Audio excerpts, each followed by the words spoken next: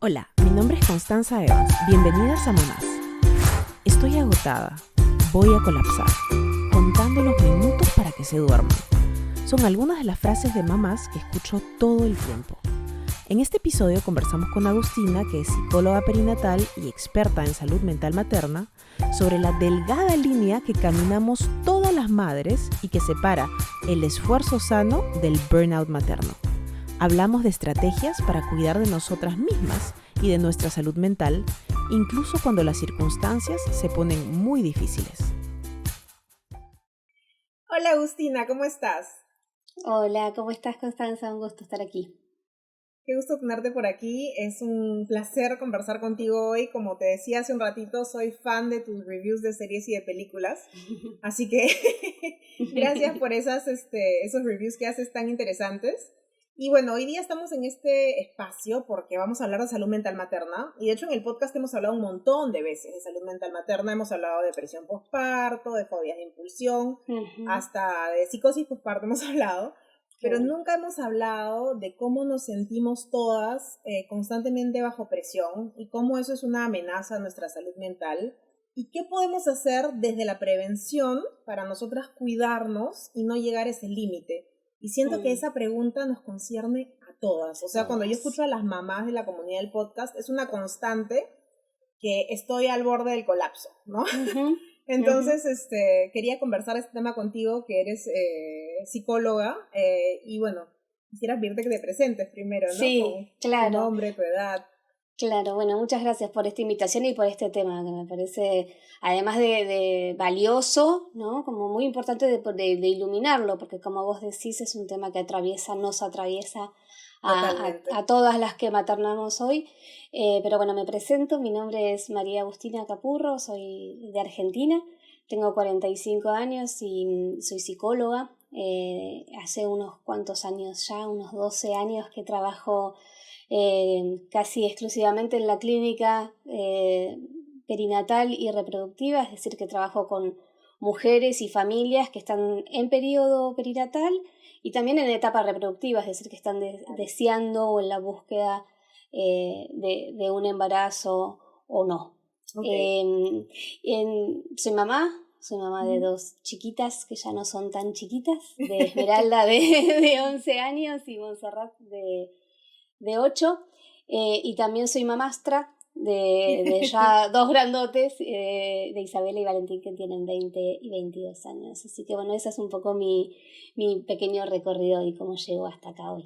Genial. ¿Y eres de Argentina? Argentina. Sí. Vivo en Buenos Aires, sí, vivo en Buenos Aires, trabajo y vivo aquí, en la capital de nuestro país. Muchas gracias, Agus. Quisiera empezar por preguntarte, ¿cuál sientes tú que es la principal diferencia entre la forma en la que criaron nuestras abuelas y nuestras madres y la forma en la que nosotras estamos criando? Sí, bien interesante eso, porque también revisar, ¿no?, cómo transgeneracionalmente suceden los cambios que son sistémicos, ¿no? No son individuales, son colectivos y tienen mucha interseccionalidad, ¿no? Como tiene que ver con el periodo sociopolítico, económico de nuestros países y cómo se fue dando el ingreso, sobre todo la ampliabilidad de las mujeres y también a las decisiones y libertades reproductivas, ¿no? Entonces hay algo en relación a ese entrecruzamiento que ha permitido que las mujeres hoy maternan de una forma bien distinta a como lo hicieron sus madres y ni hablar sus abuelas. Por un lado, porque bueno, el ingreso al trabajo remunerado ha hecho que esta frase que escuchamos en un montón de oportunidades, pero que las mujeres trabajen como si no maternaran y maternen como si no trabajaran, cuando bueno, es una falacia, ¿no? Una trampa, un lugar muy complejo. Claro. Para ti la principal diferencia tiene que ver con el trabajo, entonces, con el hecho de que desde el momento que estás en el trabajo ya tienes menos disponibilidad.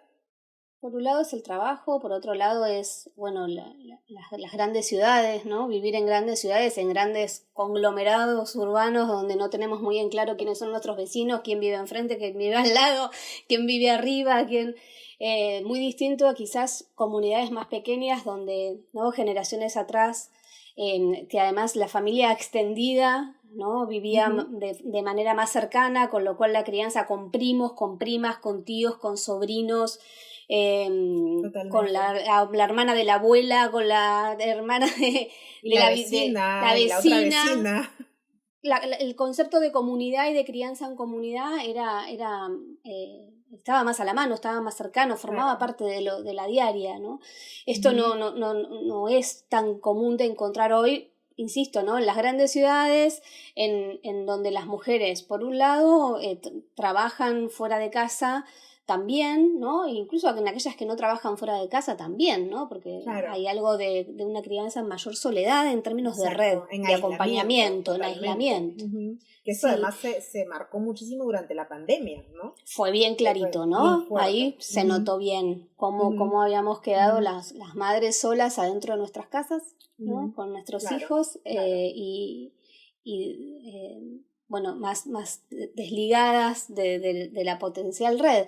También lo que me parece interesante del último tiempo es que nuestras maternidades, me refiero a las actuales, son en edades más avanzadas.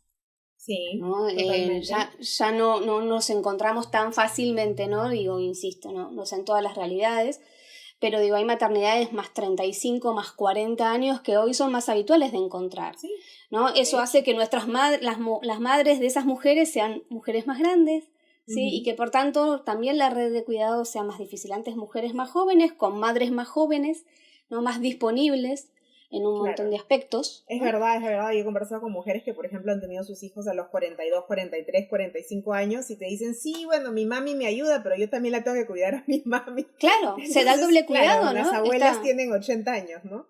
Sí, que también es un tema en relación a cuidados, ¿no? Porque hay muchas mujeres que hoy, esta generación sándwich de las mujeres que maternan, que atraviesan el doble cuidado. Cuidan a sus madres, padres y al mismo tiempo están criando y cuidando niños, niñitas pequeños. Eso está súper fuerte, ¿no? Y sobre todo cuando estás en países donde no hay cuidado público, ¿no? Exacto. Todo el peso del cuidado recae sobre las mujeres. ¿Tú cómo sientes que estamos criando nosotras ahora? Me has mencionado el hecho de que criamos más en aislamiento, el hecho de que ahora como trabajamos de forma remunerada, aparte del trabajo cuidado, eso también representa como otros tiempos para nosotras, pero hoy día también está, por ejemplo, las redes sociales, una serie de otros factores que han aparecido. ¿Cómo describirías tú la crianza que nosotros estamos llevando a cabo hoy en día?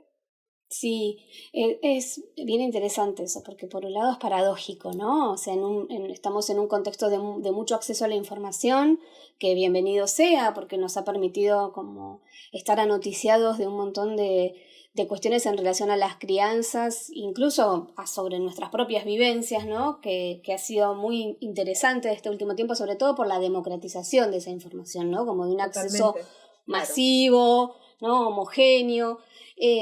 Pero bueno, nunca es sin mandatos, ¿no? Claro. Entonces, para nosotras, digo, las mujeres, madres, y también es cierto que hay algo de esa información que en muchos casos se ha transformado como una línea nueva de mandatos en relación, sobre todo, bueno, ya sabemos, ¿no? Estas esferas que en general son los lugares donde las madres vamos a buscar información que tiene que ver con la alimentación, con el sueño, ¿no? Con qué ofrecerle a nuestros hijos en términos de lo lúdico, del juego, de su desarrollo, ¿no? ¿Te refieres, por ejemplo, a la alimentación complementaria tiene que darse a esta edad de esta manera? El sueño tiene que ser con tal número de siestas, tiene que ser en condiciones de blackout, de ruido blanco. Si vas a hablar de juguetes, tiene que ser Montessori, te tienes que agachar y tirarte al piso. Y bueno, también como un pedido emocional hacia las madres, ¿no? No solo de las cosas prácticas, sino tienes que estar disponible siempre, ¿no? Enorme, una presión, una nueva exigencia sobre las mujeres, ¿no? Sobre que para hacerlo bien hay que cumplir con todo ese ABC y si no lo cumplís o lo haces un poquito por fuera, ¿no?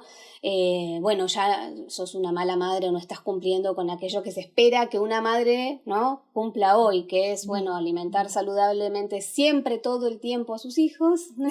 Cero pantallas, que tiene que ver con eso, en general tiene que ver con la dosis, ¿no? No estamos hablando de que una alimentación saludable o el descanso de un niño es una cosa sino que está mal, sino que cómo está hoy bajada esa información, en muchos casos de una forma muy intensiva y sobre todo esto que nombramos hace un ratito, ¿no? Muy puesta sobre la responsabilidad única de las mujeres por esta cuestión también, ¿no? Más que nos atraviesa como un mandato, que es que las mujeres sabemos hacer estas cosas. Se supone que nosotras sabemos hacer estas cosas. Estamos dotadas por la naturaleza Claro. para cuidar y criar, y ya sabemos que esto no es necesariamente así o tan lineal, ¿no? Pero bueno, eso ha sido que estos mensajes nosotras pisemos rápidamente el palito y nos ingresen fuertemente. Claro. Y además... nosotras somos las receptoras, porque las esta información receptoras está flotando allí para todos. Pero Sí. en verdad, tú le preguntas a la mayoría de parejas qué sabes de alimentación, sueño infantil, etcétera. Ni siquiera nunca buscaron una cuenta de Instagram en eso. O sea, no tienen ni idea, ellos esperan recibir la información de sus parejas, de sus esposas, de sus mujeres. Que es un tema bien interesante también, ¿no? Justo te iba a preguntar, tenemos entonces la cuestión de que ahora las mujeres trabajamos de forma remunerada, virtual o presencial, que hay menos red de cuidados alrededor, ¿no? La vecina, la tía, la prima. Me mencionas tú lo de las redes sociales, que me parece fundamental, y cómo estamos digiriendo esa info, ¿no? No es la información en sí, sino cómo la estamos digiriendo. Y lo de la pareja también. O sea, ¿tú sientes que también hay una diferencia entre generaciones con nuestras parejas o no? De generaciones te referís, yo lo que sí creo es que los movimientos... Respecto de nuestras mamás y nuestras abuelas. Sí, claro. Bueno, a ver, yo sí creo que los movimientos sociales feministas de los últimos años han hecho, ¿no? que nosotras tengamos también, ¿no? como estemos más anoticiadas de todas estas cuestiones. Obviamente que los varones vienen atrás, ¿no? De algunas de estos anoticiamientos, pero sí creo que hay un movimiento de las masculinidades del último tiempo, ¿no? que han permitido ingresar al mundo de los cuidados de una forma que además de que beneficia a toda la familia, los beneficia a ellos personalmente, ¿no? Porque estar en contacto con sus hijos desde los tiempos tempranos, sobre todo esto, ¿no? Porque las paternidades de antes eran unos padres que ingresaban en algún momento de la crianza, en general, ¿no? Para acotar, para poner límites, para decir lo que sí, lo que no, para traer el dinero, para habilitar o deshabilitar algunas cuestiones. Pero había menos contacto con la ternura, ¿no? Contacto con los cuerpos, estar en contacto con un niñito, con el juego, con lo lúdico, con cambiar el pañal, con preparar la comida, con hacerlo dormir, con este contacto que estoy segura que este es un camino, ¿no? Que está sucediendo, donde las paternidades en la actualidad tienen una sensibilidad diferente, tempranamente diferente, ¿no? Que ya no entran en un segundo tiempo de la crianza, sino que participan activamente desde los primeros tiempos. Eso no quiere decir que la corresponsabilidad esté instalada, ¿no? Totalmente. Digo, porque la carga mental sigue teniendo la carga mental es lo más grande, es nuestra, claro. Es la más grande. El otro día que estaba conversando con Máximo Peña, que también es psicólogo perinatal, me sacó una cifra muy interesante que me decía, en Estados Unidos en los años 80, 3 a 4% de los hombres se quedaba en casa para cuidar. Hoy en día es 18%. Entonces, el salto es enorme, ¿no? De 3 a 4 a 18%. Pero 82% de las mujeres lo hacen, ¿no? Entonces, claro, podemos ver una evolución enorme en los hombres, pero la brecha... eso no quiere decir que la balanza esté realmente ahí donde debería estar, ¿no? Entonces, yo creo que nosotras estamos vivenciando como generación esas dos cosas. Vemos papás que cargan, portean, pasean en coche, van al parque, cambian pañales, ¿no?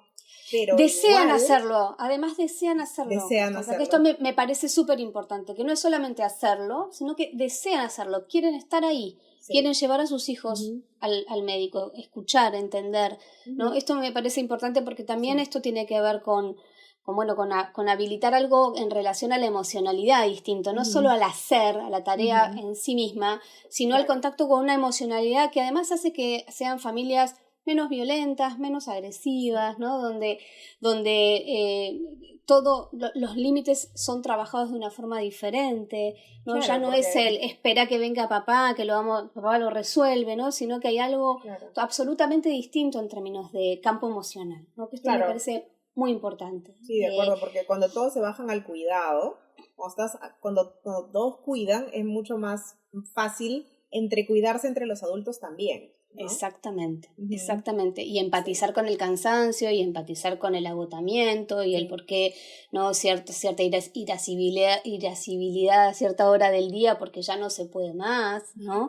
Y cuando hay algo de haber pasado la experiencia por el cuerpo, ¿no? Obviamente ese entendimiento es diferente. Ya no hay ese gap, esa brecha en la transmisión de la experiencia, sino que la experiencia es cuerpo. Claro. Entonces esto me parece como muy importante. Claro, pero bueno, para eso hombres... necesitamos sistemas que acompañen, ¿no? Que no es justamente lo que tenemos hoy, ¿no? No hay sistemas que acompañen a la corresponsabilidad, lamentablemente. Sí, totalmente, desde la educación y también desde tener una red de cuidados pública. Sí, pero creo que las mujeres estamos como en ese lugar extraño en el que vemos a algunos hombres mucho más involucrados y al mismo tiempo sentimos una carga monumental. Porque también seguimos cargando más, ¿no? Entonces es como una esquizofrenia, porque estás viendo como de las dos cosas al mismo tiempo. Y justamente hablando de este tema de que nosotras seguimos cargando más a pesar de los cambios que se han producido, creo que hay un tema que mencionaste, es un segundo, que es la carga mental, que creo que a veces es uno de los aspectos más fuertes que tenemos. Cuéntame un poquito de esto y también, o sea, cómo reaccionamos en términos de salud mental, ¿no? Porque esto de que tienes las tareas pendientes todo el día es muy fuerte. Y a veces los hombres todavía no han adoptado esa parte y no la entienden bien, ¿no? ¿Cómo nosotros nos cuidamos frente a esa carga mental? Pensaba, Constanza, que lo más interesante de la carga mental es que incluso es una dificultad para nosotras mismas, ¿no? A veces registrar que todo esto que está ahí permanentemente procesándose como en un segundo plano es absolutamente cansador, agobiante, pesado, ¿no? A veces hasta que eso no llega a cierto límite no hay registro. Pero creo que lo interesante ahí es cuando hay pareja, ¿no? Porque también hay muchas maneras de conformaciones familiares donde, bueno, la maternidad o la paternidad no es compartida, pero en el caso de donde hay corresponsabilidad, ¿no? Donde hay una crianza compartida, es muy importante hacer estos acuerdos, ¿no? Primero, poder visibilizar todo lo que conlleva, ¿no? Y hacer alguna distribución ahí, que a mí siempre me parece interesante pensarlo en una distribución como si fuera un proceso, ¿no? No es solamente que te encargas de sacar el turno, ¿no? Del pediatra. Es sacás el turno, llevas al niño o niña al pediatra, haces el registro, compras el medicamento que hay que comprar luego y lo administras, ¿no? Es como toda la línea de proceso. Visibilizar todo el flujo, claro. Es todo el flujo. No, y que la siguiente vez tú también eres el que se acuerda que en 6 meses hay que volver a ir, ¿no? Exactamente, claro. Exactamente. Hay algo de esto como, porque si no, cuando queda segmentado el proceso, como bueno, listo, ya saqué el turno, es un como sí, ¿no? Como que resuelve algo cortoplacistamente, pero el proceso continúa y hay alguien ahí que se tiene que estar ocupando, ¿no? Claro. Entonces, bueno, quizás es esto, ¿no? Como poder pensar, sobre todo en aquellas cosas que se vuelven muy agobiantes. También es cierto que hay algunas cuestiones que uno elige no delegar y eso está muy bien, ¿no? Digo, eso no hay que deslegitimarlo. ¿Cómo que, por ejemplo, podría como, ser? Bueno, no sé, puede ser que hay madres o padres que desean acompañar a su hijo al médico y que se sienten más tranquilas cuando ellas están ahí. Claro. O a mí me gusta comprar la ropa. A mí me gusta comprar la ropa. A mí me gustaría comprar los artículos de librería para el colegio, o acompañar a mi hija a la plaza, o llevar a mi hijo a fútbol y verlo jugar, o llevar a mi hija a fútbol y acompañarla, y es mi placer, ¿no? Y eso está muy bien, ¿no? Porque a veces es esto como, bueno, termino delegando. Entonces es, bueno, ¿qué cosas sí, qué cosas no? ¿Cuáles son realmente tareas de responsabilidad y cuáles son aquellas otras que incluso pueden ser de una ganancia vincular, ¿no? Claro. Entonces, bueno, hay algo de esto que tenemos que pensar, pero a mí me parece muy importante y como puerta de entrada al tema, que es nombrarlo, es como todo esto es lo que hay que hacer. En mi experiencia acompañando parejas, hay parejas que han buscado un montón de estrategias para esto, desde tener un chat compartido que se llame carga mental y en ese WhatsApp irse tirando todo, ¿no? Pero bueno, alguien lo tiene que agarrar también, ¿no? Y también hay que ver quién lo alimenta más a ese chat, ¿no? Que seguramente ya sabemos quién lo alimenta ese chat. Pero hay otras que hacen una cosa y la pegan en la heladera, está quien lo tiene en una agenda compartida. Bueno, hay estrategias que quizás no son soluciones, pero son apuntalamientos, son lugares donde se empieza a ser visible y ya no está solo aquí, ¿no? Totalmente. Que y además quizás es... me has hecho pensar cuando estabas hablando al inicio de que pensaba como en las empresas, ¿no? Que hay gerentes de proyecto. Entonces, el gerente de proyecto es el dueño del proyecto. Entonces, no es, oye, ¿sabes qué? Tienes que hacer A, B, C, D, E, F. Sino, Es tuyo. este es tu rubro, es tuyo, tú lo posees de la A a la Z, no me meto. Entonces, por ejemplo, gerente de proyecto salud, eres tú, ¿no? O sea, quizás hay gente que también responde mejor a eso porque desde ese cambio de mentalidad ya se va a empezar a informar, a buscar, a programar, a organizar. Es otra perspectiva que, mi amor, pero dime lo que tengo que hacer, ¿no? Exacto. Exacto. Y además porque a veces nos cuesta a nosotros mismos, pero creo que es porque estamos hablando de toda esta complejidad que tiene, ¿no? Todo está tan mediado por el afecto, por el amor, por lo romántico, lo romantizado, que también es muy difícil pensarlo como tarea. Esto es una tarea, hay que hacerlo, como cualquier otra tarea. Así como hablamos de que, bueno, que las tareas de cuidado no son amor, son trabajo. Son trabajo, no son, ¿no? Esto es un trabajo. Entonces, si hay algo en relación a nuestros hijos que se torna una tarea, necesitamos administrarla como tal, ¿no? Con flexibilidad, obviamente con flexibilidad, porque también dentro de la familia es lo que lo hace saludable y lo distingue de una organización, ¿no? de trabajo corporativa, es que hay una flexibilidad que claro, a veces estás no puedo, enfermo, no quiero, cansado. no sé, no puedo ahora, no me siento bien, no necesito que lo tomes vos, dale, perfecto, lo tomo yo, la próxima lo haces vos. No, hay una posibilidad, pero lo que necesitamos ahí es comunicación y nombrar, porque estamos hablando siempre de lo mismo, ¿no? Que es pasar por la experiencia, necesitamos pasar por la experiencia para poder dimensionar, para poder validar las emociones que se activan en este tipo de cuestiones. ¿No? Claro. Y también creo que en relación a la carga mental, siento que está muy presente esta imagen de que, como la valoración del multitasking para las mujeres, ¿no? La mujer es la diosa así innata del multitasking, ¿no? O sea, puede hacer videollamada, planificar el menú de la semana, jugar y al mismo tiempo pintarse las uñas porque tiene que estar bonita, que no sé cuánto. ¿No? O sea, hay una sobrevaloración del multitasking y como que se asocia. Es más, yo he visto como publicaciones que dicen las mujeres cerebralmente son las únicas aptas para hacer multitasking. Entonces, de por sí no estoy muy segura que eso esté científicamente probado, pero muy aparte de eso, endiosamos el multitasking, ¿no? Y nosotras somos las heroínas del multitasking.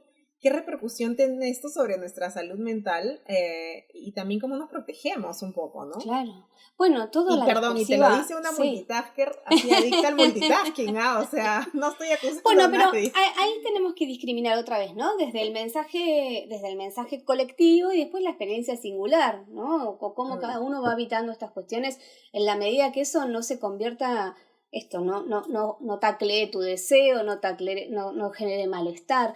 Ahora, que hay un discurso mandatorio, hiperproductivo, capitalista, lo hay, ¿no? Y las mujeres machamos perfectas con ese discurso porque, ¿no? Como la Superwoman es una venta de los últimos años que, bueno, cada vez se va desmoronando un poquito más, pero que ha estado muy presente y donde las mujeres también hemos creído algo de esto, y el cerebro del hombre y el cerebro de la mujer, cerebro celeste, cerebro rosado, ¿no? Como, además desde sesgos neurobiológicos muy complejos, que como habilitando estos discursos, el instinto materno, bueno, todos los discursos más biologicistas, más esencialistas que también reforzaron un poco esta idea, ¿no? Totalmente. Que creo que ahí es donde nosotras necesitamos como hacer lectura de entre líneas, ¿no?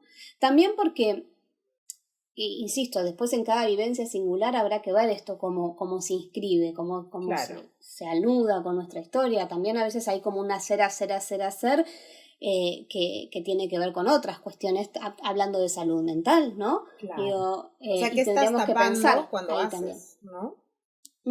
Como estar completamente abocada al hacer todo el tiempo, también puede ser ocultar otras cosas que te puedan estar pasando, porque es más difícil encararlas, ¿no? Desde un proceso emocional hasta una vivencia pasada o una dificultad que tienes en tu relación en ese momento, ¿no? O sea, abocarte solamente al hacer también habla de ti. Totalmente, absolutamente. Pero sí creo que esto tiene una consecuencia muy concreta en términos de salud mental, ¿no? Como hay una hiperproducción, un posicionamiento hiperproductivo que es muy desgastante de la salud mental, porque es muy costosa, es muy trabajosa esa multitarea, ¿no? Tiene un costo anímico real y tangible, ¿no? En las mujeres que de hecho, bueno, se ocupan de muchas cosas al mismo tiempo. Insisto, ¿no? Hay que separar. Una cosa podría ser un episodio más maníaco en el periodo perinatal, que también existen y también es interesante estar atentos, ¿no? Estas mujeres que no duermen, que limpian, que lavan la ropa, que compran, que hacen el pedido online, que compran los pañales, que llevan, que reciben, ahí es unas señales que, ¿no? Desde los profesionales de la salud mental tenemos que estar atentos y en las familias también estar atentas, ¿no? Donde no hay descanso, donde no hay pausas. Como una hipervigilancia permanente. Una hipervigilancia, exactamente. Volcada a tareas domésticas y de cuidado. Volcada al hacer, ¿no? Que a veces termina siendo un hacer desbordado, ¿no? Es superlativo, superlativo. Compré 50 paquetes de pañales, no hacía falta 50, ¿no? Entonces ahí tenemos que empezar a ver qué está pasando, ¿no? Claro, o tengo que lavar los platos 6 a.m., ¿no? O sea, exacto, sí. Claro. Eso podría ser una cosa, pero eso es de otro orden, ¿no? Que por eso a mí me parecía tan interesante cuando vos decías, bueno, cómo estar atentos a algunos signos, ¿no? Algunas cuestiones en relación a nuestra salud mental. Claro. Y es muy difícil en este tiempo, ¿no? Porque como los tiempos de la maternidad son tiempos donde dejan poca espacio para la automirada, para la autoescucha, ¿no?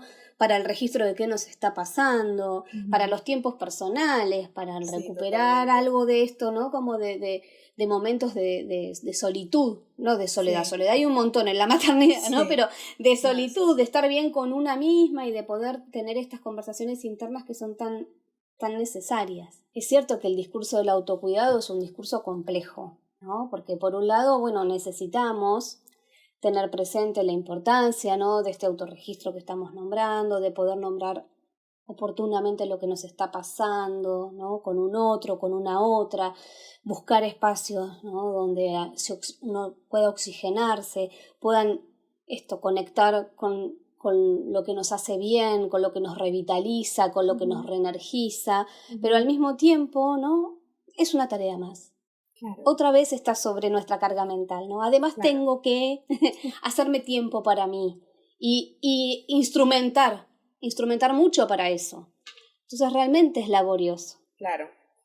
Hablemos un poquito del discurso sobre el autocuidado, que me parece muy interesante, porque estamos aquí hoy día para hablar de autocuidado. Sin embargo, siento que hay un discurso sobre el autocuidado que es diferente, que por un lado se va por la estética, ¿no? Hay muchos discursos de las mujeres, ¿no? El autocuidado es hacerte un facial, es ir a la peluquería, es hacerte las uñas, que no digo que no pueda hacer, pues tú puedes encontrar bienestar en esas prácticas, ¿sí? Pero no puede ser solo eso.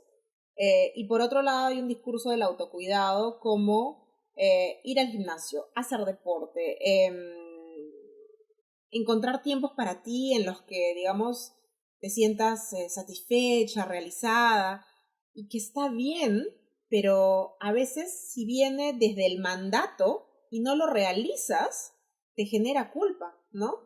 ¿Cuántas mujeres hoy en día me dicen, yo no tengo casi nada de autocuidado? Por un lado porque no encuentro el tiempo y por otro lado incluso me da flojera autocuidarme, ya no puedo más. O sea, ¿cuándo me voy a autocuidar? Si tengo un toddler, una recién nacida y un adolescente, ¿en qué momento? Y entonces siento que al final termina siendo como contraproducente este discurso sobre el autocuidado que las estresa a las mamás. ¿Me puedes comentar un poquito? Sí, qué interesante esto, porque me gustó esto que dijiste de esta mamá que te decía, no me estoy autocuidando porque no puedo, ¿no? Me da flojera, que es muy fuerte, me da flojera, claro, me estresa autocuidarme, y es muy fuerte porque en realidad no se trata de eso, o no solamente de eso, ¿no?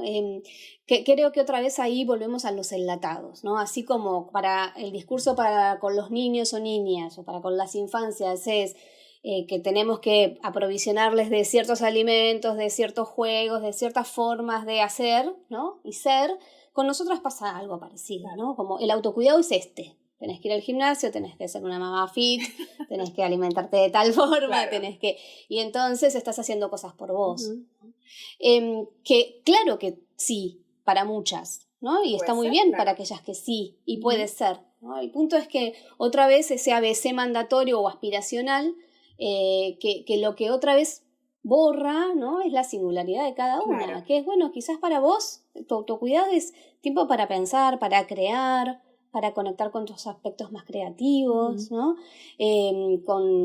Con la lectura, con escuchar un podcast, con escuchar una música que te hace Claro. bien, con escribir, Claro. Dormir, pero más allá de dormir, socializar. dormir, Ujú. y socializar, caminar, Ujú. salir por la calle que te gusta y ir a no sé dónde, ¿no? Tomarte el cafecito que te hace bien.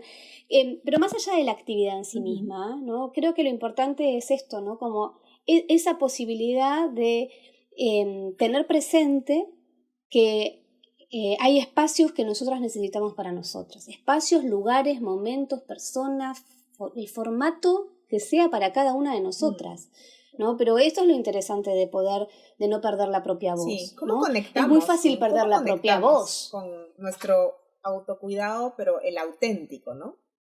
Uh-huh. Sí, bueno, es esto, hacerse la pregunta, ¿qué me hace bien a mí? ¿Qué me gusta? ¿Qué disfruto? ¿Qué necesito?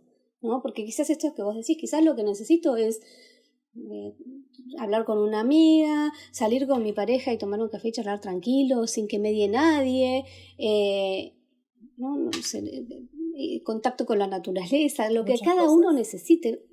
Y es muy distinto, porque seguramente lo que me hace bien a mí no tiene nada que ver con lo que vos elegirías. Y viceversa, ¿no? Y lo que le gusta a mi amiga no tiene que ver con lo que me gusta a mí. Y por suerte en esa diversidad, incluso en esa diversidad podemos ir enriqueciendo lo que nos hace bien, ¿no? Pero creo que esto es interesante. ¿Qué necesito yo? ¿Qué me gustaría a mí? ¿Qué quiero? Ir a hacerme las uñas. Y si no me las hice nunca, ¿por qué me las voy a hacer ahora? Claro. ¿No? Como quiero, no sé si quiero ir a la peluquería, porque quizás lo que necesito es dormir la siesta y acostarme tranquila y saber que hay alguien que está cuidando a mi hija y yo voy a descansar tranquila y voy a dormir porque necesito descansar. Exacto. Y deseo acostarme sin horario y bajar la persiana y ponerme pijama a las 3 de la tarde. Claro. ¿No? Y además creo Y que está mientras bien. más lo practicas de forma auténtica, más lo vas desarrollando, una reconexión con tu deseo para que sepas qué es lo que quieres, ¿no? Porque al inicio, por ejemplo, cuando estás en posparto y que hay tanto estrés, o sea, la lactancia, las noches sin dormir, etcétera, estás también un poco descolocada hasta físicamente, ¿no? Pero ese no es un momento para el autocuidado, con eso es un momento para que te cuiden. Sí. El posparto inmediato. Ese es un momento para que te cuiden. Si además le sumamos el autocuidado, ahí es un montón. Sí. No es un momento para ser cuidada. Sí. Después va a haber otros tiempos, pero ese tiempo primario, ese tiempo que vos nombrás, ¿no? Que uno está en un estado medio de ensoñación, que todavía no puedes creer que esto que te pasó es verdad, ¿no? Que es esa bebé que está ahí, es tuya y es para siempre. ¿No? Cuando todavía estás ahí. Ese momento es para que te cuiden. Claro, es bien interesante eso también, ¿no? Y para que uno pueda pedir ser cuidada. Necesito que me cuiden, necesito que me miren, que me escuchen, pero no sé si es momento para que una además esté escuchando una misma. Sí. No sé si eso es posible ahí, y quizás sería muy complejo, ¿no? Pensar en eso ahí. Pero viene un segundo tiempo, ¿no? Viene un segundo tiempo donde ingresa el deseo, ¿no? De ahora sí. Ahora sí, ahora me puedo pasar el cepillito de pelo y no, ahora sí quiero salir del modo teta, modo bebé, ahora sí, pero también escucharse eso, ¿no? Y ese ahora sí en cada una también es diferente. Claro, en una puede ser las 3 semanas, en otra los 3 meses y en otra los 2 años. Sí, y estaremos atentas ahí también, estaremos atentos para que algunas cosas no se instalen, porque bueno, ahí a veces puede ser algo para, ¿no? Para estar atentos a algunos signos, pensando más en una depresión, o una cuestión, ¿no? más devitalizante o más recortada del mundo adulto, que a veces esto también es interesante, ¿no? Para pensar.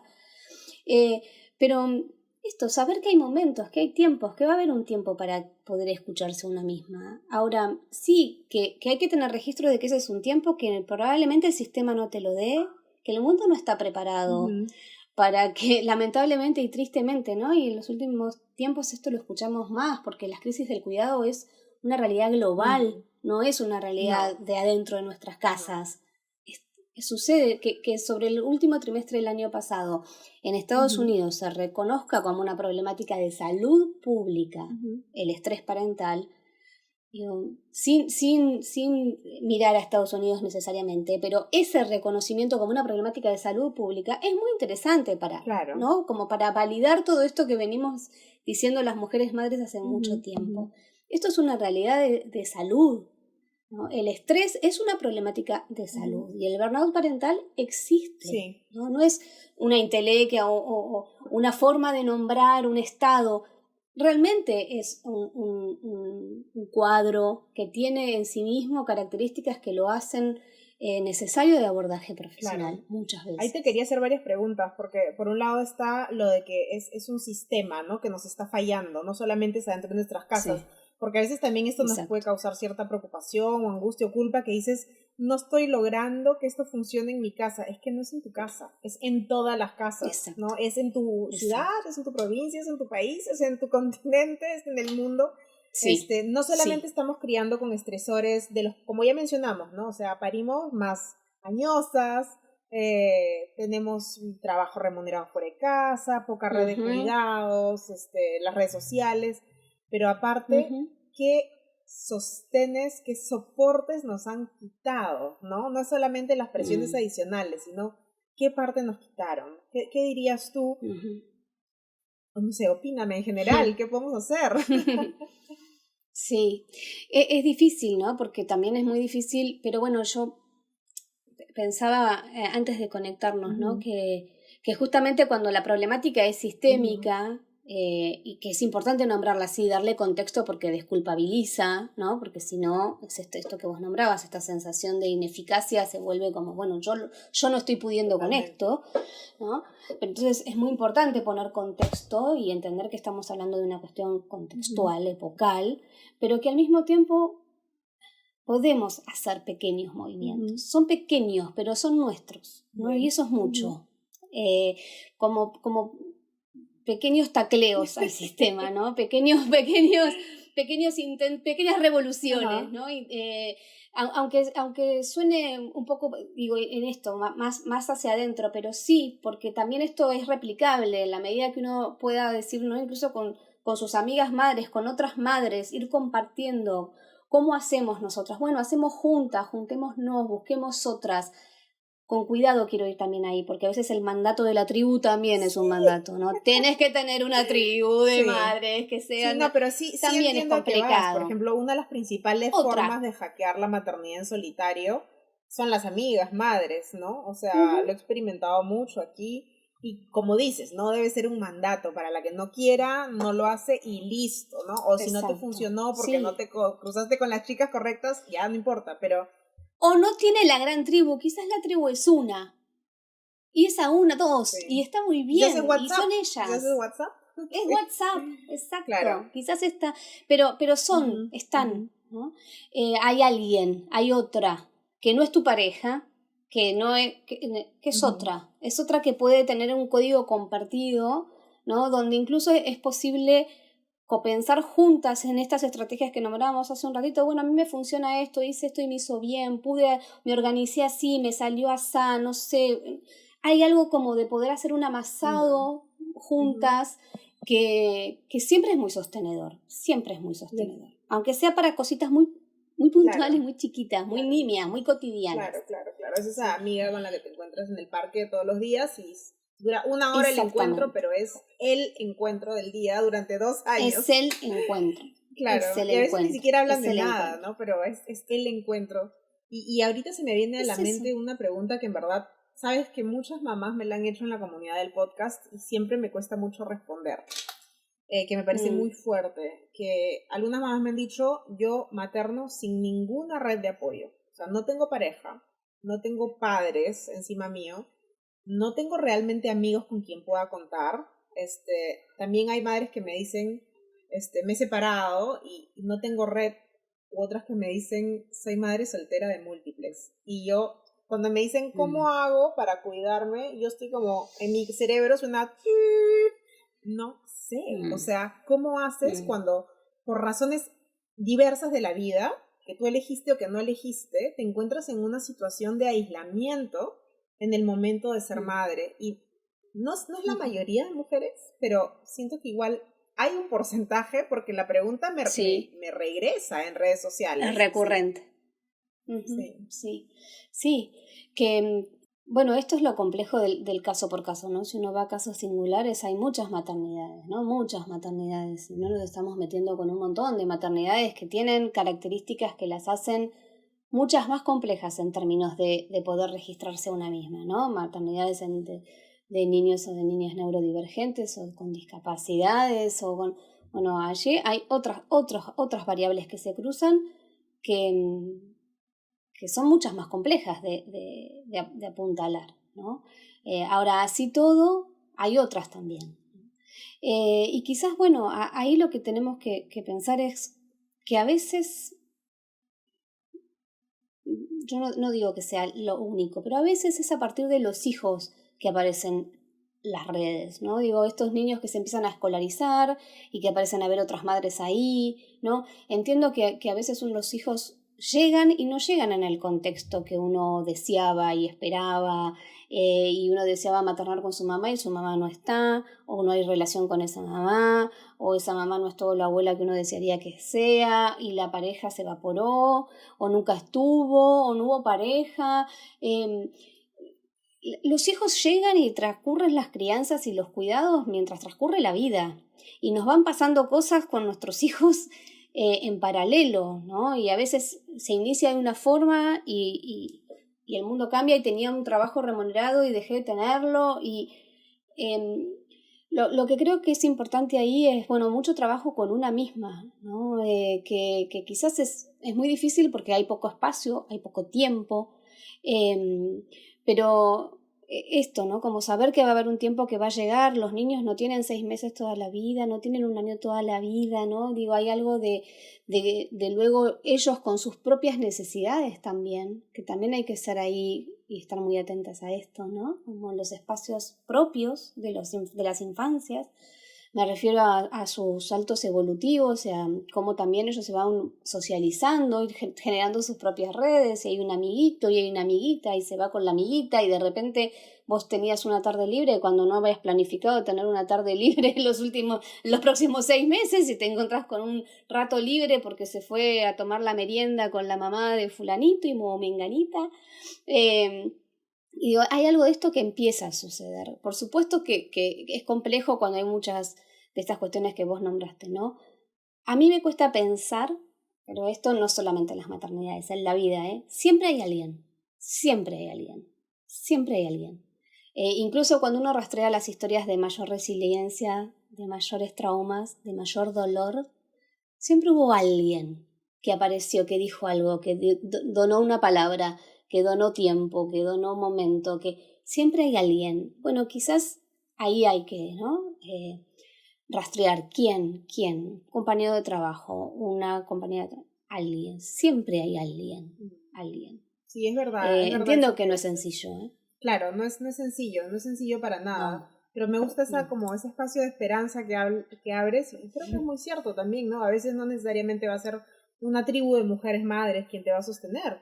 Al final puede ser un vecino que tú paseas todas las mañanas con el coche, y es un señor súper amable y conversas con él 10 a 15 minutos y en ese momento respiraste, ¿no? Porque... Definitivamente. Sí, y es un señor de 70 años que ni siquiera tiene hijos. Claro. Totalmente. Sí. Totalmente. Sí. Yo me hiciste acordar cuando yo tuve mis hijas, las tuve en otra ciudad, a mi ciudad, ¿no? ¿Ya? Siempre hice todo en otras ciudades que no eran mi ciudad. También fui mamá en una ciudad a 1.600 kilómetros de mi ciudad. O sea, de mi gente, de mis amigas de toda la vida, no sé, hasta de mis médicos de toda la vida, de los lugares de asistencia que yo conocía, o sea, de las pediatras que yo conocía. Realmente fue como una maternidad muy de mucha soledad, sí. O muy aislada. Pero esto que vos decís, ¿no? Yo recuerdo que además era climáticamente muy compleja, porque mucho frío y mucho viento, entonces no era fácil de habitar la ciudad. Pero yo me abrigaba toda, le abrigaba toda a mi bebé y le ponía de todo al carrito, y todos los días salía a caminar por calles que no eran muy amables para caminar con el carrito porque eran así, pero era mi momento, ¿no? Claro. Y yo charlaba con la señora de la panadería. Yo iba a comprar pan o galletitas o algo para la merienda, y la señora de la panadería era quien estaba al tanto de cómo estaba mi hija, me preguntaba, yo le contaba, ella me decía, y fue una persona muy especial para mí, que incluso cuando yo quedé embarazada de mi segunda bebé, ella me hizo un regalo que yo atesoro, porque bueno, fue todo un gesto, ¿no? Claro. De que ella acompañaba esas tardes que ella sabía que yo salía a dar la vueltita. Te hablo de mi bebé, muy, muy bebé, ¿no? 3 meses, 2 meses, 4 meses. Y fue una persona vital en ese momento. Yo no sé si ella sabe lo vital que fue para mí. Sus gestos, sus preguntas. Me preguntaba cómo estaba, cómo venía, cómo me sentía, qué tal hoy. Preguntas que yo necesitaba recibir. Y no era una amiga, y no era... Pero esto, ¿no? Hacía la diferencia. Hacía la diferencia. Totalmente. Totalmente. Me ha encantado la frase que me dijiste de siempre hay alguien. Con eso me quedo para estas situaciones que son difíciles. No se trata de negar la complejidad de esas mamás que crían en mucha soledad. Claro que no. Y sí están caminando una cuesta más empinada que otras, innegablemente, pero también siempre hay alguien. Y el ejercicio de pedir, ¿no? Que es tan difícil para nosotras, digo, porque por lo que venimos hablando, ¿no? La multitarea, la que puede con todo, la que se supone que sabe hacer, la que tiene que estar a la altura, si bueno, vos querías ser mamá y acá está tu bebé, tenés que estar bien. Y entonces poder pedir, poder decir necesito ayuda con esto, necesito un rato, necesito que te quedes con mi bebé, necesito poder hacer otra cosa. Necesito salir un momento del universo, del planeta Díada para volver a entrar, no para desaparecer, para volver a conectar ahí. Claro. Poder decir esto a veces también es un ejercicio, ¿no? Sí, y vamos un poquito a ese tema, a pedir, ¿no? Sin duda, la sociedad nos impone muchos mandatos, ¿no? De que tenemos que ser la supermamá, esto, lo otro, en las redes sociales. Esa presión también puede venir desde nuestra familia, desde nuestra pareja, pero también creo que es fundamental darnos cuenta y visibilizar que nosotras permitimos, sin decir que somos culpables o las únicas responsables pero nosotras también permitimos el que no hayan límites, ¿no? Estar siempre disponibles, nunca pedir, no decir que no saber decir yo, ¿no? Y no estoy diciendo que los mandatos de la sociedad no pesen sobre nosotras, pero también hay un punto ahí, tenemos nosotras un margen en el que podemos aprender a poner límites, a decir yo, ¿no? Y lo hablo de la experiencia personal, o sea, yo misma he pasado por eso, muchos mandatos y todo, pero yo también era una de las principales que no decía, bueno, ya me voy, después vuelvo, ¿no? Voy a salir, no sé a qué, pero voy a salir, ya vuelvo, ¿no? Yo no hacía eso, por ejemplo, ¿no? Y creo que es súper importante aprender a poner estos límites. ¿Cómo podemos mejorar en esto? Sí, bueno, la construcción de límites es todo un trabajo interno, ¿no? Porque primero es de autoconocimiento, esto que vos decís, ¿no? Como estas preguntas que uno se hace sobre, bueno, ¿cómo puedo hacerlo? ¿Quiero hacerlo? ¿Qué necesito decir a quiénes? ¿Cuándo? ¿No? Pero realmente incluso es un trabajo psicoterapéutico, ¿no? O sea, en los consultorios este es un trabajo. Interesante. Es una línea de trabajo. No sabía. Aprender a poner límites, ¿no? A bordear, a identificarlos. Seguro que mi terapeuta ya me enseñó, pero no me di cuenta que me había enseñado. No sé si se enseña, digo, pero sí es un trabajo, ¿no? Como esto, como bueno, hasta acá, ¿no? Los hasta acá son un gran desafío, porque bueno, esto que vos nombrabas, ¿no? Como muchas veces el mandato es tan fuerte, ¿no? Que escucharse a uno y decir, pero si yo realmente quiero esto, yo realmente estoy deseando estar 24/7, tiene que ver con lo que yo esperaba para mí y para mi hija, mi hijo, ¿no? Porque también hay algo de esto que se suele invisibilizar, que es los efectos que tienen nuestros hijos o hijas, ¿no? Que nosotras estemos disponibles las 24 horas. Los 7 días de la semana, bueno, que no haya otros, que no intervengan otros en la crianza, que no haya otros brazos, que no haya otros cuidados, otras formas de hacer las cosas, ¿no? Otras formas de decir, otras formas de pautar la diaria.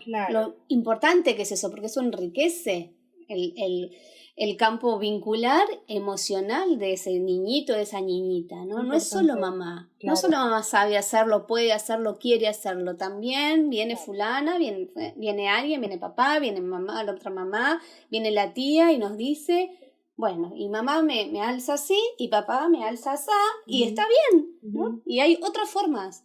Y esto es, ¿no?, como absolutamente expansivo en términos o sea, de desarrollo. No solamente vivirlo desde la culpa, como que si yo los dejo, ¿qué les va a pasar? Sino que no solo no les va a pasar nada en la mayor parte de situaciones, sino que en realidad se van a enriquecer de ese contacto con otros cuidadores. Obviamente, primero tienes que ver que sean responsables, ¿no? Pero sí, más allá de eso es enriquecedor.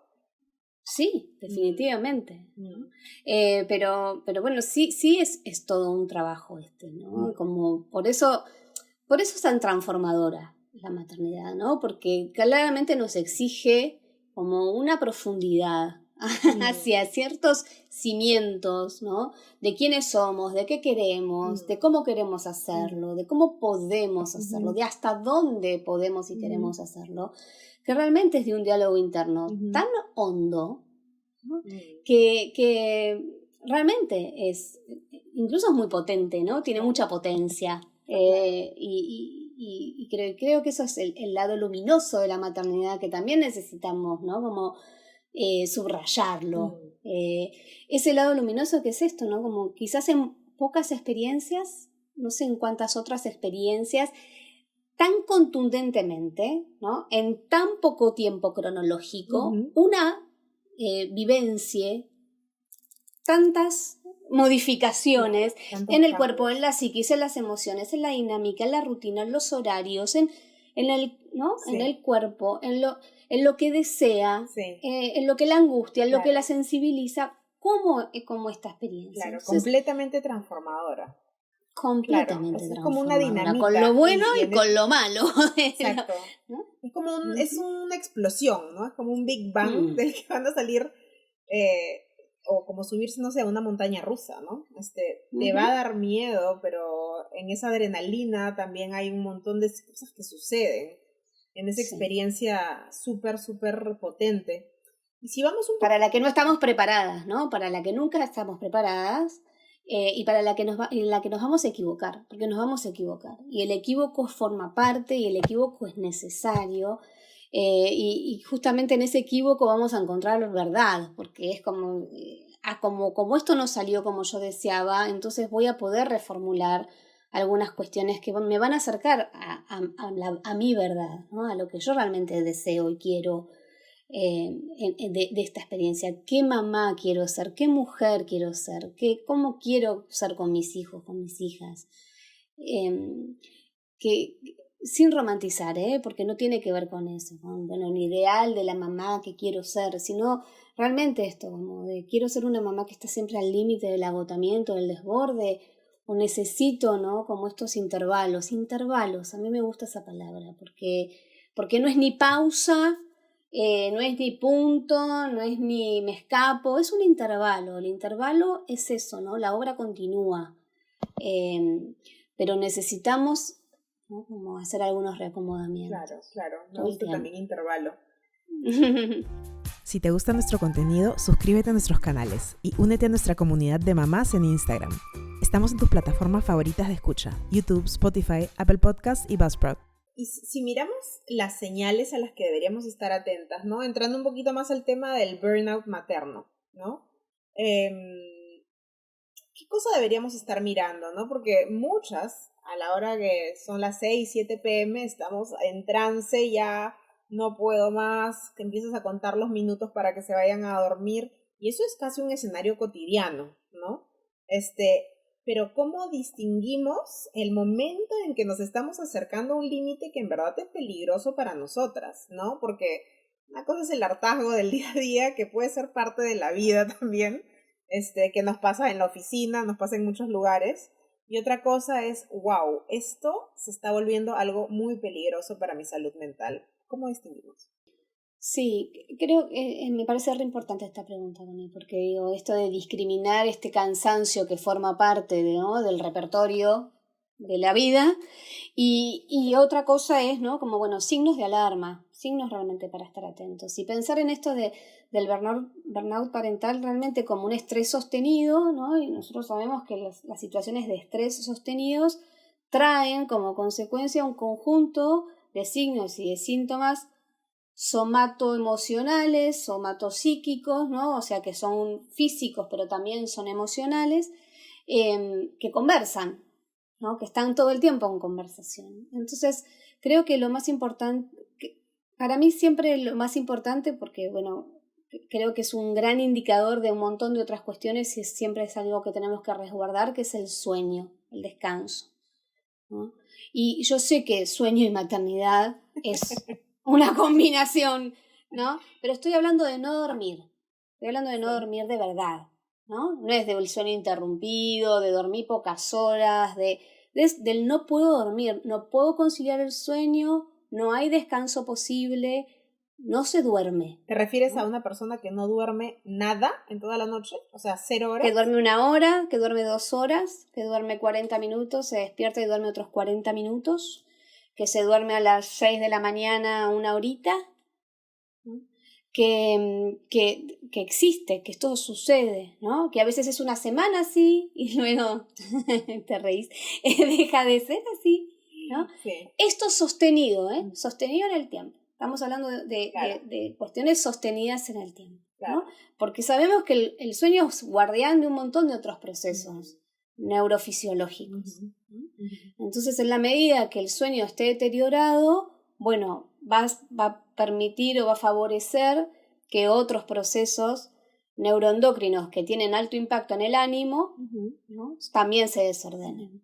Claro. Entonces, bueno, desde cuestiones tiroideas hasta cuestiones de metabolismo, ¿no? Obviamente cómo juega la alimentación, porque posiblemente las elecciones en relación a la alimentación también tengan un componente que tenga que ver con la satisfacción inmediata, porque una persona que no descansa está más irascible y entonces busca satisfacción en lo inmediato, y entonces posiblemente sea una persona que consuma o más azúcar o más carbohidratos, y entonces eso también hace picos de glucosa, que también tiene impacto en su ánimo. Entonces comienza a haber una cadena, ¿no?, que por eso digo, son síntomas que conversan, no son solamente síntomas somáticos, ¿no? Porque seguramente su digestión va a estar alterada, entonces encontramos a mujeres o muy constipadas o con diarrea o que oscilan entre la diarrea y la constipación, porque su microbiota intestinal está alterada. Entonces empezamos a encontrar, ¿no?, jaquecas, migrañas, ¿no? Digo, no todas tienen todo, Claro. obviamente, ¿no? Claro. Digo, y también todos tenemos como nuestros puntos gatillo donde más rápido el estrés se nos va al cuerpo. Hay mujeres que se tensionan más muscularmente, hay mujeres que es bien lo digestivo más claramente, ¿no? La piel, ¿sí? Mujeres que se brotan, personas que se brotan, ¿no? Digo, que todos tienen signos brotes en la piel. que tienen las dermatitis atópicas o, ¿no?, digo, o un eczema, una urticaria, producto de un momento de mucho estrés, pero bueno, que también tiene que ver con la microbiota. Por supuesto, todo esto tiene impacto en el ánimo, ¿no? Porque encontramos, bueno, mayor irascibilidad, ¿no? Como menos regulación emocional. Entonces, las emociones tienen una amplitud que o estoy muy triste, o lloro con mucha facilidad, o todo rápidamente desencadena, ¿no? Como en la sensación de no poder más con esto. Claro, también hay mujeres que no lloran, pero igual están sumamente también afectadas, como no quiero hacer nada, o Sí. igual logro hacer todo, pero no disfruto nada, ¿no? Exacto, exacto. Que bueno, que esto también empieza a tener impacto, ¿no?, como en el relacionamiento con los niños, con las niñas, ¿no? Porque obviamente se torna, bueno, todo lo vincular también se ve afectado, ¿no? Estamos hablando de los cuerpos, estamos hablando del ánimo, también de los vínculos. Claro. Porque, bueno, una persona que está con menos paciencia, que todo le molesta, que posiblemente hasta los sonidos molestan más, ¿no? También porque hay un sistema nervioso que está alterado, entonces todos los estímulos son hiperestímulos. Bueno, estamos hablando como de lo exacerbado y todo junto, ¿no? Pero quizás es una sola cosa o es una combinación de 2 o 3 cosas, ¿no? Entonces empezar a estar atenta si hay algo de síntomas gastrointestinales que se instalan y estoy descansando muy mal y me siento mal y ya no tengo paciencia y con mi hijo no puedo parar de gritarle y no hay momento donde no puedo no gritarle, todo es grito porque no hay momentos de disfrute. Porque no es que le grito, pero también jugué, pero también la pasé bien, pero también cantamos una canción, pero también fuimos a lo de su amiguito a visitarlo. No, es todo el tiempo, ¿no? Incluso hay mujeres que incluso se aíslan de sus hijos, ¿no? Se encierran, no quieren escucharlos. Ahí estamos hablando de un claro cuadro de estrés. De burnout.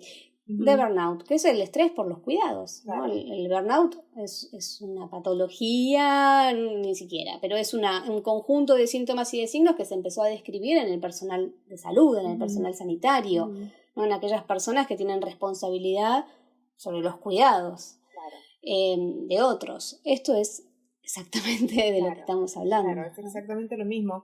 ¿Qué hacemos en esos casos, no? Si estamos nosotras en ese caso, si tenemos una persona cercana en ese caso, ¿qué es lo que hay que hacer ahí? Atención profesional. Ahí, atención profesional. Que no necesariamente es psicóloga o psiquiatra a la primera puerta, ¿no? Que quizás sea médico o médica de cabecera, que puede ser el mismo ginecólogo obstetra que venía de antes, que puede ser un endocrinólogo, que puede ser... que también puede ser la puerta de entrada a un profesional de la salud mental, también, ¿no? Pero no necesariamente, insisto. Pero porque sí es muy importante poner estos síntomas en contexto. Estos síntomas aparecen en un contexto, no es en cualquier contexto, es en un contexto del cuidado de un niño o una niña muy pequeñito, muy pequeñita, durante muchas horas, durante mucho tiempo, y empiezan a aparecer estos síntomas. Entonces, bueno, y aparte porque seguramente las intervenciones de tratamiento van a tener que ser interdisciplinarias. Claro. El burnout o el estrés parental tiene estas características, no es solamente un malestar anímico. Claro, ¿sí? claro. Se repercute sobre el cuerpo de forma directa, muy directa. Igual supone, me imagino yo, que los médicos a los que vas a ver tengan al menos una sensibilización a la salud mental, ¿no? Porque si no también quizás te puedan, no sé, no te van a redirigir correctamente, ¿no? Sí, bueno, este es otro gran tema, ¿no? Que necesitamos cada vez más profesionales sensibilizados en la etapa perinatal, obviamente. Que entiendo que no es la mayoría de los casos.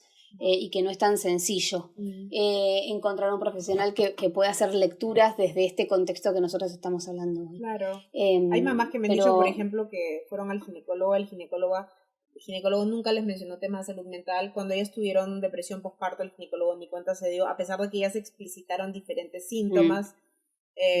Me parece súper resbaloso el terreno. Sí. Porque puedes caer sobre una persona que te detecten una y puedes caer en muchas personas que... ¿no? Incluso pasa en el ámbito de la salud mental también, ¿no? No todos los profesionales de la salud mental están sensibilizados, informados y formados en el periodo perinatal y sus particularidades, ¿no? Porque es un periodo que tiene particularidades. Entiendo que eso también es una cuestión de sistema que hoy está complicado, ¿no? Pero bueno, quizás es esto, ¿no? Es muy difícil porque nosotros seguimos en un modelo de atención médica donde todo está muy segmentado, ¿no? Entonces te ve el ginecólogo y el ginecólogo solo habla y te ve y si estás con algún malestar gastroenterológico vas al gastroenterólogo o a la gastroenteróloga y solo va a hablar de tu malestar, ¿no? Digo, de lo que le compete en términos de especificidad, de especialidad. Es difícil, ¿no? Pero bueno, quizás encontrar algún profesional que tenga una mirada más holística, aunque no la tenga necesariamente en salud mental perinatal, pero que sí tenga más sensibilidad en relación a cuestiones de contexto, ¿no? Una de mirada más integrativa. Como el enfoque de partería. La salud. Como el enfoque de partería. El enfoque de partería es integral, ¿no? O sea, exacto. Embarazo, parto, posparto, la partera, ya sea tradicional o no tradicional, está allí, está chequeando, está mirando, está evaluando, está sintiendo constantemente a la mamá, ¿no? En cómo va evolucionando. Esa es una riqueza de ese sistema también. Sí. Entonces vamos directamente a un profesional en ese tipo de casos.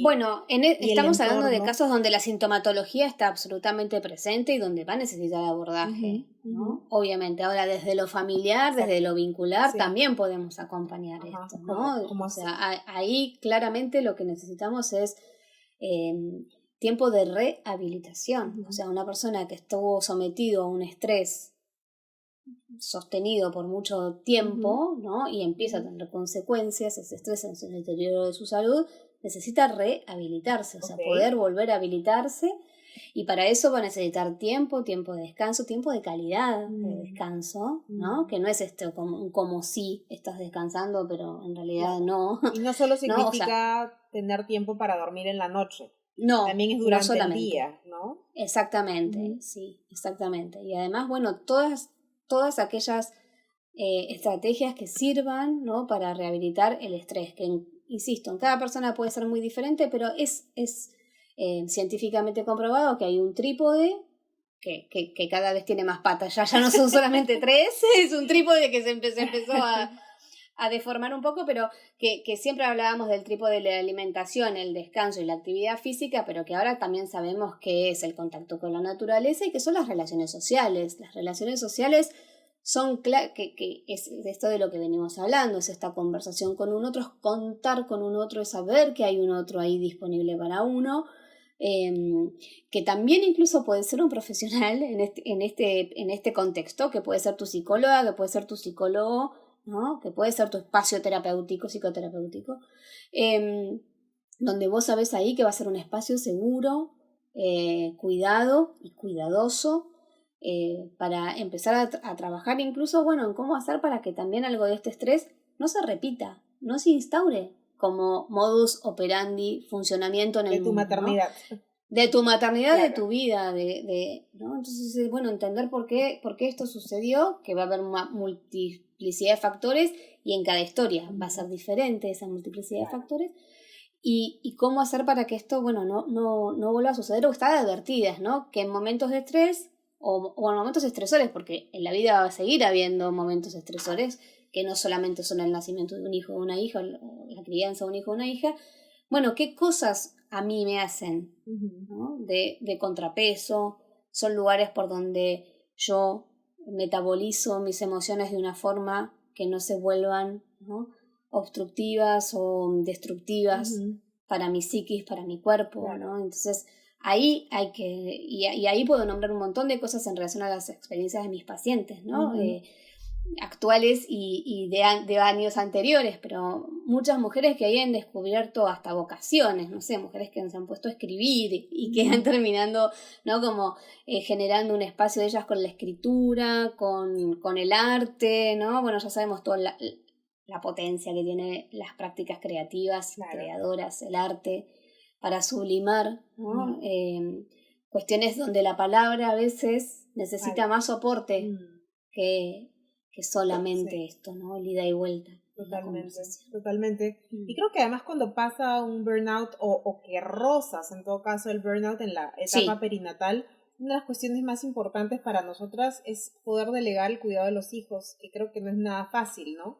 Porque cuando tú rozas o experimentas un burnout en una fase no materna, ¿no? Por ejemplo, un burnout profesional, claro, vas a tener, para hacer tu rehabilitación vas a tener que delegar tus funciones profesionales, pero no son un bebé, ¿no? La relación quizás no es tan intensa, tan íntima, pero cuando esto te sucede en la etapa perinatal, no sé, que tu bebé tiene 4 meses o 6 meses o 10 meses, es bien difícil delegar ahí porque te sientes de todo, ¿no? Te sientes culpable, mala madre, que estás poniendo a tu hijo en peligro, y como en ese momento tus emociones además están turbulentas, es aún más difícil delegar, ¿no?